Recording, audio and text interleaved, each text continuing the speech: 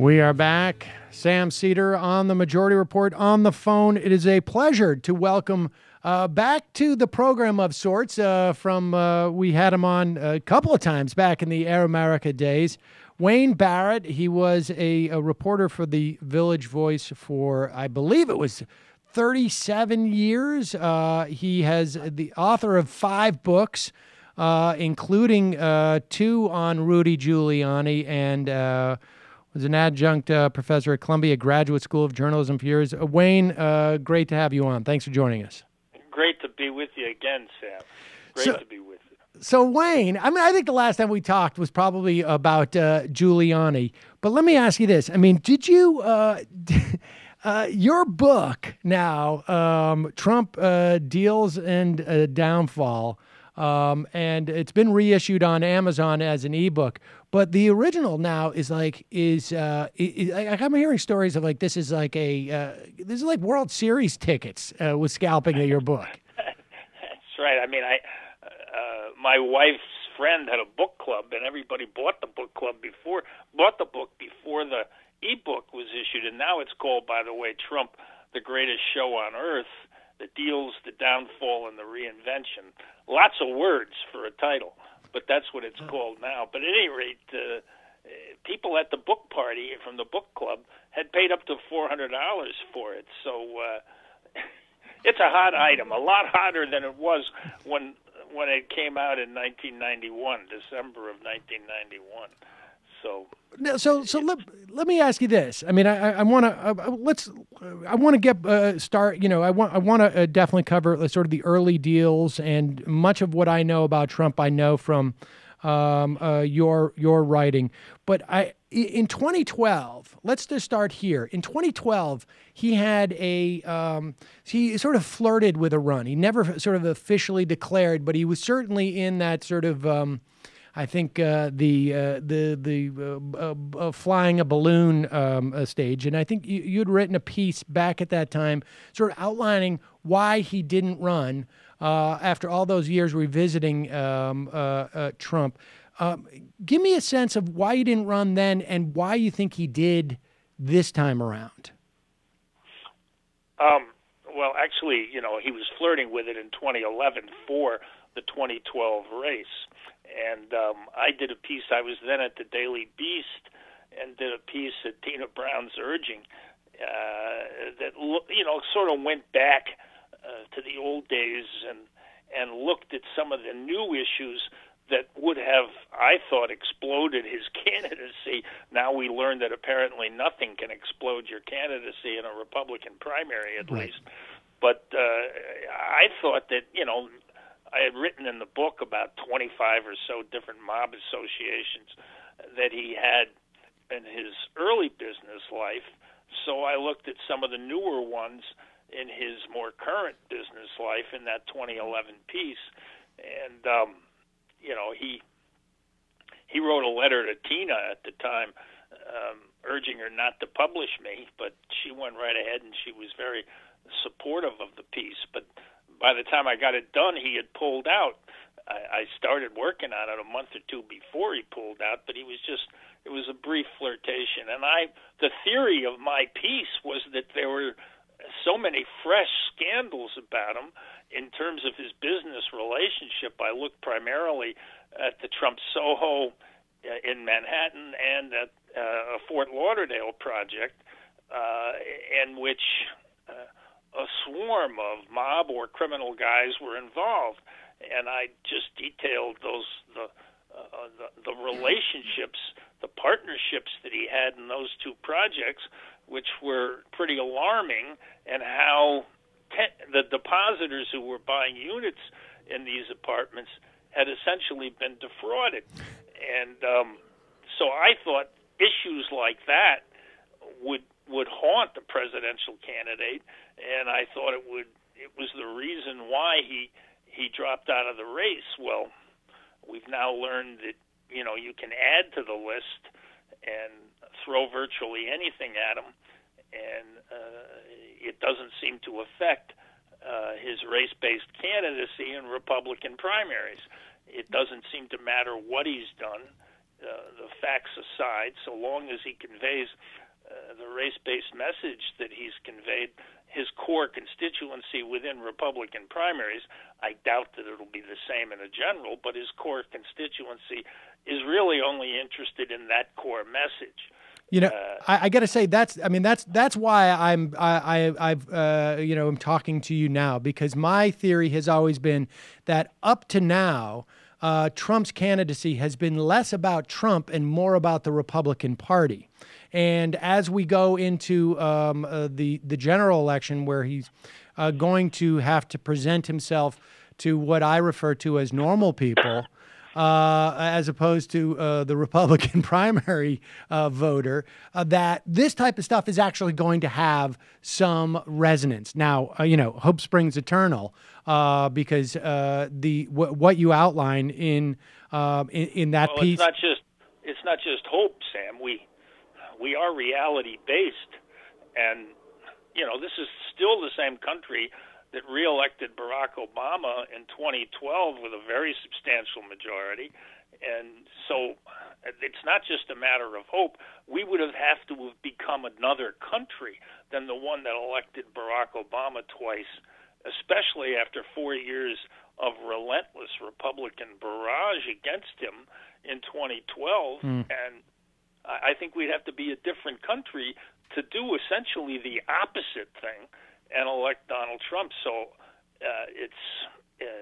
to me, it's not just a hope; it's a very reasonable premise. Yes, I would agree with that. I would agree with that as well, frankly. And but let's nevertheless, I think we can strengthen that premise with in making sure that the American people, or at least the ones that can hear us right now, have full disclosure about what Donald's about. So let's go back in time. One of the things that I know that you wrote about extensively was his early deals, not just his associations, but there was one dynamic that I know that you really have taken issue with, was his claim that the only way his dad helped him, as if this wasn't enough, was to give him $1 million loan. But in fact, tell us what his relationship was, what his dad's relationship was to Trump's early success.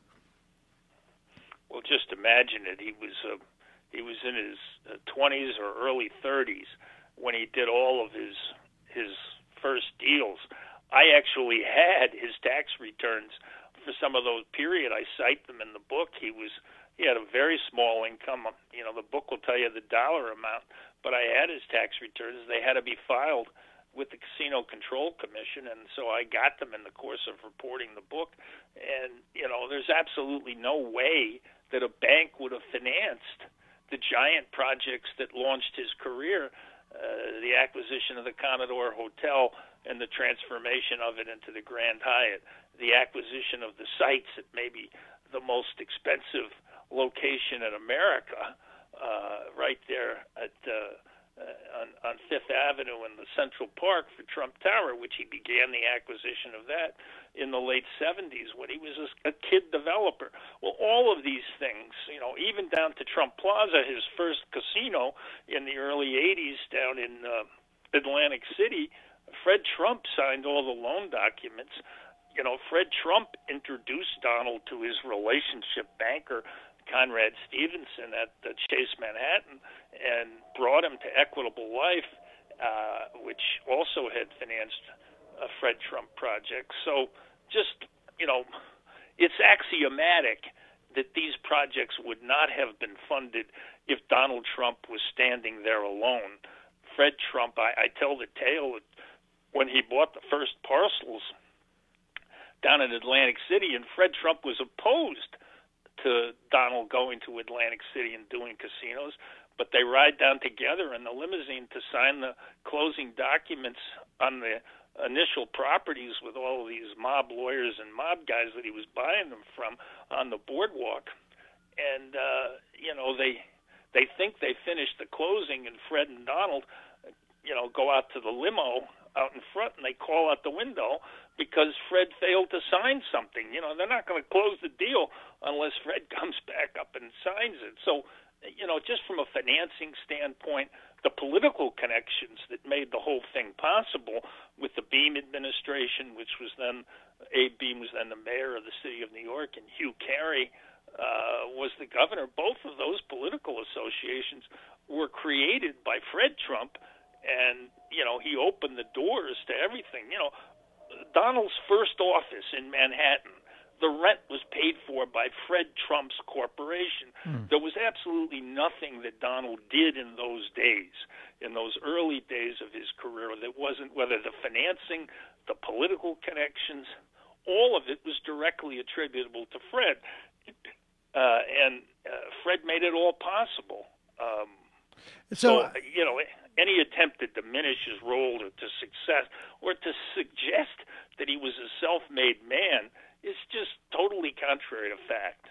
Yeah, I mean, I think from from the way that you portray him, at least early on, he definitely seemed to have some skill, or at least some attention to detail in terms of the building projects. But none of these things would have happened had it not he not been basically.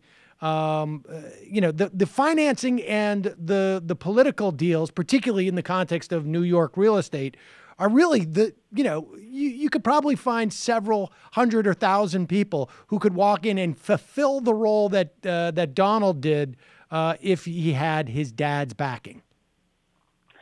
Well, even the properties themselves, the first two properties, the West Side Yards and the Commodore Hotel, were both owned by Penn Central. And Penn Central, Philadelphia-based railroad company, was in bankruptcy, and they had to get options. By they, I mean Fred and Donald had to get options from approved by the courts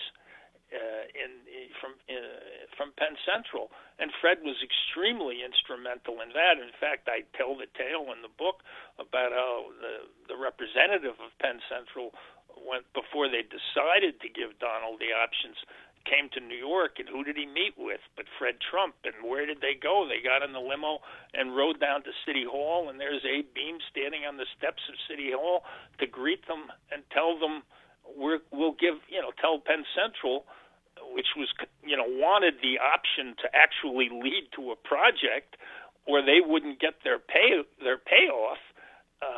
So the mayor of the city of New York says to his dear friend Fred, who came from the same political club, the Madison Club in Brooklyn, I mean, just a club of a couple hundred people, they were extremely close. Abe Beam says, anything that the Trumps want, I'll give them. Now, if Fred had tried to do the project himself, it probably would have been a scandal, because Fred Trump had a long history of scandal, the FHA scandals he was implicated in, the state Mitchell-Lama scandals. The State Investigations Commission did a report expressly, I mean, it was an 80-page report about Fred Trump and Bunny Lindenbaum, his lawyer, and how they had ripped off the state Mitchell-Lama program. So if Fred tried to do the Grand Hyatt himself, it would and get all these benefits that were crafted expressly for this hotel project, get all these benefits from the Beam and Carey administrations, it might have been blocked. It would have been such a scandal. So Donald was in some ways this glamour boy cover for Fred in pulling off this initial deal. And I should just remind people who don't know New York history, Abe Beam was the mayor of New York from 74 to 77, a Democratic mayor from that time. Yes. And Fred Trump was big in that whole that Democratic machine coming out of Brooklyn, right? Absolutely. I mean, I interviewed Joe Sharkey at one point in the course of reporting on the book, and he was the county leader in the 50s, but he went way back to the 30s as a power in the Brooklyn Democratic machine. And when I interviewed him, he was either late 80s or early 90s. And, he said that, Fred put the phone lines in his office, that Fred, paid for the furniture in his office as county leader. Fred was the financier in many respects of the Brooklyn Democratic machine, which was then the most powerful political organization in the state. I said to Sharkey, when did you first see Fred Trump at the FHA? And Sharkey said to me, I went down to Roosevelt's inaugural, and after the inaugural, I went over to the FHA, and Fred was already there. Fred was on the ground floor of every subsidy program he could suck money out of. He was on the ground floor of every. He built 20,000 units, and not one of them wasn't in some way subsidized by a state or a federal program. So, and that sounds like something that like Donald Trump definitely learned, right? I mean, so when he talks about giving money to Hillary Clinton and to giving money to all politicians, that is a huge lesson. It sounds like he learned from his father. Well, his father and they're not just donors, and Fred was a big donor himself. They were, networkers. They hired the right people. Mario Cuomo's governor. Donald hires Andrew Cuomo to be his lawyer. It's pretty obvious, and he wasn't the only developer that did it, but he was one of the first to do it. Or take Ed Koch, who he had a very up and down relationship with. Alan Schwartz was Ed Koch's old law partner. He became the city's top attorney when Koch was mayor, and when he left, who's one of the first clients to hire him? Donald Trump. You could go down the list. The Hyatt project, he hires Louise Sunshine, who was the chief fundraiser for Hugh Carey, and puts her on his personal staff. So it wasn't just contributions. They played the game. Stanley Friedman was the deputy mayor under Abe Beame, who steered all of the details of the public benefits for the Hyatt through the administration. On December 31st, 1977, the last day of the Beame administration, he was still steering major benefits to Trump, and the next day walked in and became a partner to Roy Cohn, who was Donald's primary personal attorney. So, it's just a series of relationships like that where they manipulated the political process. They were consummate state capitalists who manipulated both father and son. What we're talking about is what we call today crony capitalism on a national level, right? I mean, that's basically the dynamic. And what's also interesting to me is that he tried to do the same thing with you on some level. And, I guess what I'm, suggesting is that, once these dynamics exist, once this is the way that they've learned that they've had their success, it probably continues. Because I know there was a story like when you guys were almost sort of starting out in your own professions, you did not have the same sort of patron that Donald seems to have had. But when I had a better one, Jack Newfield. Well, there you go. And but I guess my point is this: is like when Donald Trump sits there and sort of says to you, like, I've broken the reporters who reported, unfavorably about me, and you should be living in a different part of town. I got a lot of apartments. That dynamic, we saw one thing where he hired a guy from Breitbart, for instance, as a consultant. We see people like Sarah Palin coming out of the woodwork to endorse him. I have a sense, without having dug much deeper, that the dynamics that were formed in New York probably continue to this day, just different players. Yeah, I think Donald believes he can seduce and compromise anyone. He tried to compromise me in the 70s when I was writing the first really critical pieces about him in his life. And he offered me an apartment, and the book is filled with examples of people who got apartments from him who were engaged in one form or another on the other side of the table. I mentioned Conrad Stevenson from Chase Bank, who was the relationship banker. Well, I discovered when I did the book that he had an apartment on a discount in Trump Park, which was clearly a conflict because he was financing one project after another and winds up with an apartment on a discount. So he always used apartments as a form of leverage and as a weapon in his arsenal to compromise people. There are numerous examples of it in the book. And so it's consistent with that as this rookie that he was and I was in the 70s when we first met, he offered me one. Let's talk about the DOJ suit, because I think this is an example of in its very best light, a indication of Donald Trump's awareness of the value of race, I guess, to put it very nicely. Tell us about that DOJ suit. Well, this starts way back in '73 when he was, he was really just starting out, and he was working for Fred in Brooklyn in the Avenue Z offices of Fred's company, and the Department of Justice in the Nixon administration, mind you, brings a lawsuit, a racial discrimination lawsuit against the Trump organization, and for excluding blacks and Latinos from most of their apartment complexes. And Roy Cohn, the notorious Joe McCarthy lawyer who became so attached to Donald over the course of his early career, represented Donald and Fred in this case. And, it's sort of typical of Roy then and Donald now. The defense was instead just an attack on the federal prosecutors who brought the case, and this was a civil lawsuit. But, questioning their motives, calling them the Gestapo, even though they were Jewish, and just trying the judge threw out this countersuit that Roy filed.